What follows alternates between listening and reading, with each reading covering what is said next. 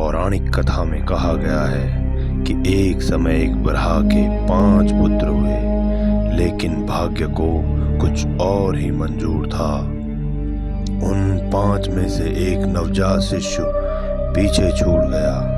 वो भूखा था, प्यासा था और मौत के करीब पहुंच गया था। माँ, कोई है यहाँ? मुझे भूख लगी है। उसी समय माता पार्वती उजड़ से गुजरी। उन्होंने जब उस मासूम शिशु को देखा तो उनके हृदय में ममता उमड़ गई।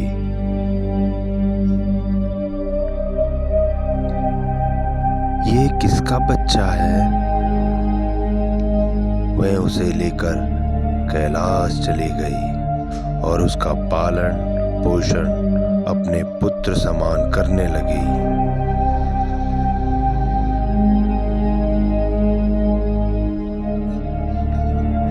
प्रभु, ये पुत्र मुझे वन में मिला। मैं इसका पालन पोषण पुत्र के भांति करना चाहती हूँ। समय बीता और उस शिशु बरहा का रूप भयावह बन गया। उसके दांत बढ़ गए, शरीर विशाल हो गया और एक दिन उसकी पीड़ा ने उसे हिंसक बना दिया। मैं ये दर्द नहीं सह सकता। ये खुजली, ये जलन सब मिटा दूंगा। उसने धरती के फसलों को नष्ट करना शुरू कर दिया। लोग भूख से तड़पने लगे और संसार अराजकता में डूबने लगा। कैलाश पर सब कुछ शांत था।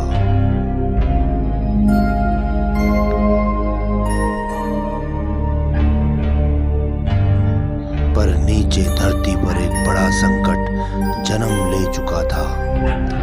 देवता भी असहाय थे और अब महादेव ही कुछ कर सकते थे।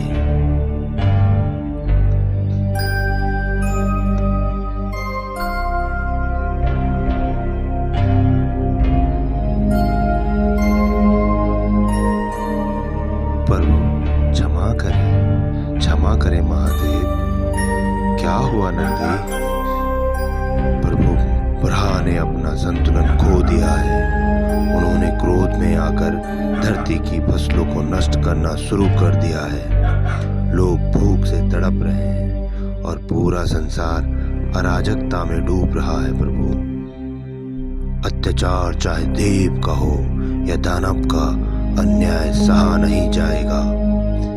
ये सुनकर माता पार्वती व्याकुल हो उठी। उन्होंने महादेव से प्रार्थना की, प्रभु, ये वही बच्चा है जिसे मैंने पुत्र की तरह पाला है। इसे मत मारिए।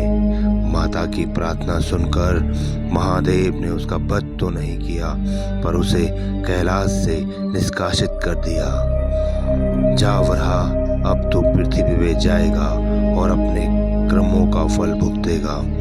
अपने अपराध का एहसास होने पर ही बरहा ने महादेव और पार्वती से क्षमा मांगी। मुझसे भूल हो गई, कृपया मुझे। महादेव ने कहा, अब तू विनाश नहीं करेगा, रक्षण का प्रतीक होगा। धरती की हर फसल तेरी शरण में होगी।